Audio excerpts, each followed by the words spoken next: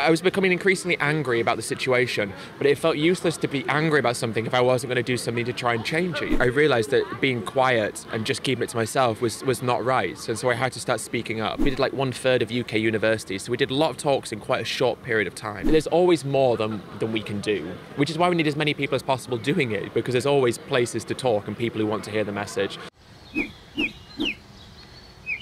Hello my dears, welcome to the new episode of The Habit Rabbit. My name is Thomas and I'm very happy to have a very special guest today. Hello Ed Winters. Hello, thank you for having me on the show, yeah, I appreciate it. Ed, you're one of the most influential vegan activists of our time, and today we want to talk about how did you become such an influential activist to give other activists kind of advice how they kind of can follow your path and be kind of full-time activist also. So what was the point when you turned vegan, and what was the point when you said, okay, that's not enough for myself and I want to speak out more, and what made you go that way? Yeah, I mean, I'd probably been vegan for best part of a year, nearly a year. And I just was watching more documentaries, so I'd seen Cowspiracy, Forks Over Knives, and so I was learning about the health and the environment, and I was learning about how truly terrible, it is in all its different ways, using animals.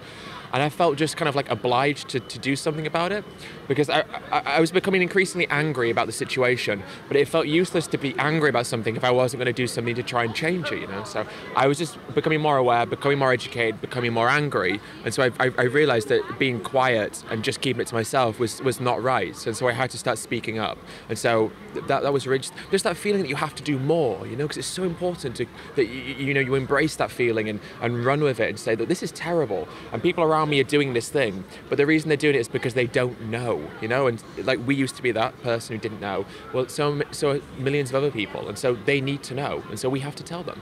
Hallo ihr Lieben, gerade noch was in eigener Sache. Wir sprechen hier ja ganz viel darüber, welche gesundheitlichen Vorteile man durch eine vollwertig vegane Ernährung haben kann, welche positiven Effekte das auf die Umwelt und die Tiere hat. Und gleichzeitig gibt es ganz viele Dinge, die die Menschen immer wieder davon abhalten, es auch wirklich umzusetzen.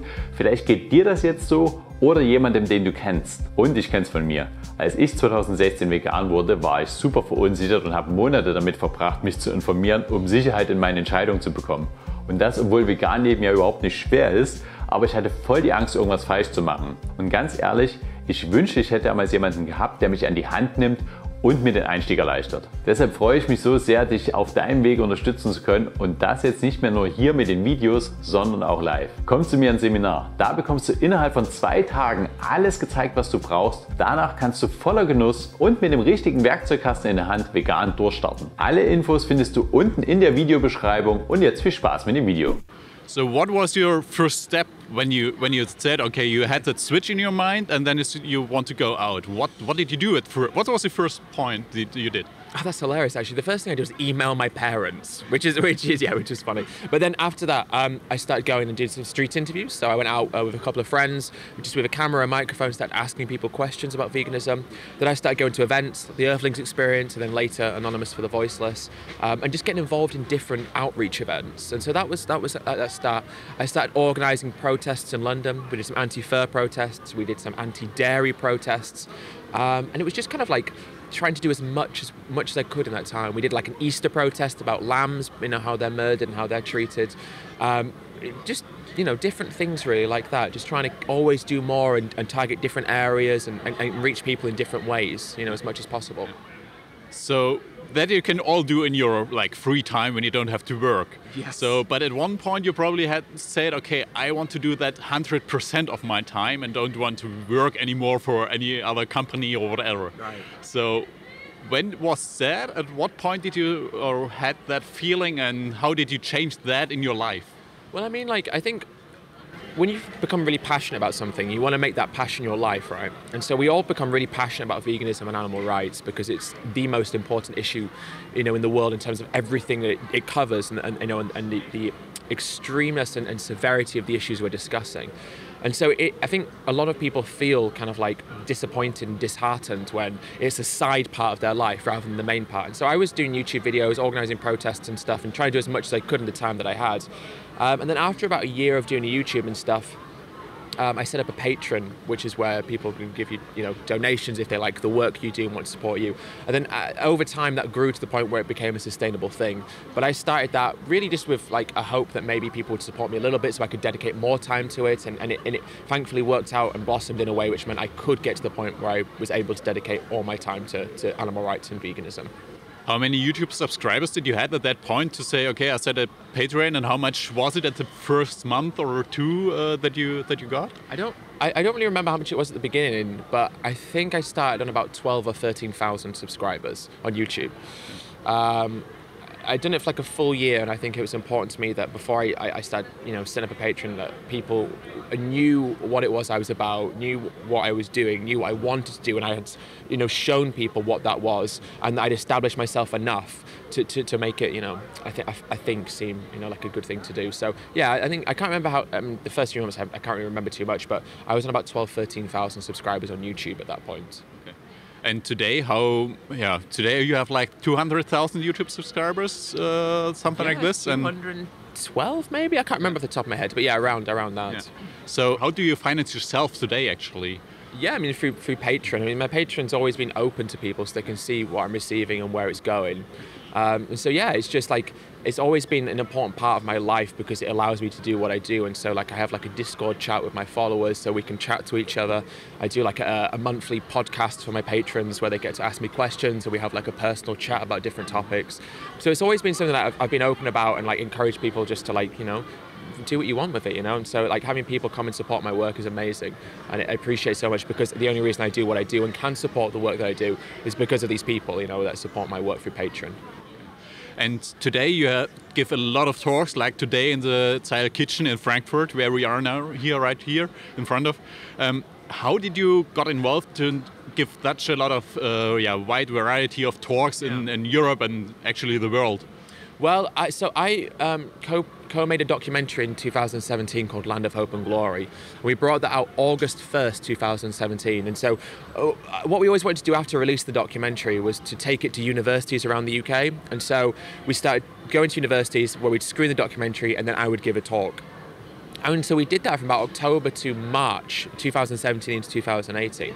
And so I did like quite a lot of talks. We did like 1/3 of UK universities. So we did a lot of talks in quite a short period of time. And it built up my confidence and made me feel accomplished. And then I got a video from that, which is on my YouTube, called You Will Never Look at Your Life in the Same Way Again. And that did really, really well. And because of that, people started inviting me to do talks. And so it kind of blossomed organically. But at the beginning, people sometimes ask me, and I always say, well, just organize stuff in universities. Like reach out to vegan groups, reach out to vegan societies and film them. Because then you can show people, this is what I'm about, this is what I do. Would you like me to come speak here? Would you like me to do that? And so that's where I started. I just started contacting different universities. Would you like me to come here? And just built up a bit of I guess a profile in that way about it. But it started from that, and then blossomed to being contacted. And so like this tour that I'm doing now in Europe, which is the Netherlands, Germany and Switzerland, I'm now doing universities, schools, businesses as well. It's happened more organically now because of building up a profile at the beginning, working really hard to get as many talks in and build that kind of awareness about, my public speaking as much as possible. Can you fulfill all requests for speaking, or do you have to say no to a lot of? Yeah, I mean, this is the thing, isn't it? Like, there's always more than we can do, which is why we need as many people as possible doing it, because there's always places to talk and people who want to hear the message. So yeah, it's a sad thing, isn't it? Because when people know I'm away, I start getting contacts. Oh, can you come to this university? Can you do that? And I'd love to be able to. I'm just not able to with the time that I have currently. So yeah, it's always that thing, isn't it, where there's so much we can do and just not enough time in the day to do it, which is why it's so important that we all do what we can, because there's so many people that want to hear this message, and we just need to be able to provide them an opportunity to be able to hear it. So, and the talks are actually free of charge, or so you go there just free and you finance yourself just with the Patreon? Yeah, exactly. So I say, like, the talks I do are free because I've always felt that, we want non-vegans to come to talks, right? That's the primary thing. I want non-vegans to come and listen to me, and so like to charge them for it seems silly because I want them to have that information. Like I want to give it to them. So yeah, so my Patreon funds it, and then that means that I can come and do these talks for free. I don't have to charge them because I get funded to do that, and that means that non-vegans can hear the message, just come down, listen, and then think, see what they think afterwards. So do you have maybe some advice for people who want to start out, like for being a full-time vegan activist? Yes, a couple of things. I think the first thing is like be educated. So learn as much as you can, right? Learn as much as you can about all the different arguments and what people say and the different aspects of veganism. Get out there and practice and go to events and spend as much of your spare time as possible doing these things. And then just build a bit of a profile online. You know, like put stuff online, show people what you're about, why it is that you're doing what you do. You know, why is that you're good at what you do, or these different things, and just be patient with it. It takes time, you know, it takes a long time. And so, like, it's definitely a long-term aspiration, or like, don't do the route that I did and go and contact vegan organizations and vegan groups, because there's, you know, like Pro-Veg and different organizations have a lot of job opportunities. Well, I say a lot, but they have job opportunities. And so, like, I did it this way, but, you know, if you want to work in animal rights or veganism, contact organizations, maybe get like a volunteer or apprenticeship at the beginning, build your way up over time and just do what you can. So there are a few different things that you can do. I'm not sure if this is an international thing or not, but in the UK we have something called Vegan Jobs. It's a website which lists different jobs for vegans, right? Which is great. So it can range from things like, you know, restaurants and stuff, but also I think it has more organizational stuff as well. So see if there's any websites or anywhere online where vegan jobs are available, because it's, you know, we don't want to work in something we don't feel passionate about, but at the same time, sometimes in life, that's what we have to do to get by. So we can look for different ways of, you know, of fulfilling ourselves and becoming vegan activists as well. It's like a winner, isn't it? So just try different routes and see what you can do, I think. But the most important thing is to be educated, to practice and get out there and do as much as you can, and film it as well, you know? And one last question, because money is always such a disregarded point, or kind of critical point in a lot of people's eyes. How do you see it's getting money for being traveling around the world and having such a wonderful life as an activist? Well, at the end of the day, I've always said, like, it's up to people to support who they want to support, and so we donate money to charity, and we donate money because we care about these causes, and so like it's up to people to spend their money how they want to. But at the end of the day, like, we want this message to be pushed as much as possible, and so we need as many people devoting as much time as possible to this. But we live in a world where, like, you know, we can't, you know, we have to pay rent and we have to live, don't we? So it is part of that, and it's like up to people and their generosity if they want to support these things. And so I'm very lucky. I pinch myself because I'm lucky to be able to do what I do full time. But, you know, we want to bring about significant change, and sometimes, you know, that unfortunately in the world we live in, that's what we have to do for the time being, is get by, isn't it? And so we can combine the two, then it's an ideal situation. But, you know, yeah, it's to be able to dedicate your life to something you feel passionate about, and to have people strongly like what you do and to want to support that is, you know, like I say, I pinch myself about it. Thank you so much, Ed. I really appreciate your work and have all the luck that is possible for you. And thank you for coming here to Frankfurt, and especially thank you for your Patreons, that they finance you, that you can travel around the world and give all the great talks and show the people that one. Exactly, and show the people what is happening in the world to the animals. Thank you. Thank you very much. I thank you for what you do as well. Thank you very much. Yeah. And now, guys, please write down below if you want to be a full-time activist and what is your plan or your next step that you want to go. And yeah, thanks for watching and see you next week. And don't forget to subscribe and to give it a thumbs up. See you. Bye. Bye. A very special guest here today at the new Happy... Shall I remove my hat? Keep it on, it's nice. Yeah. All right. Nice hat. Yeah, underneath is my grey hair. So that fits actually good to that one.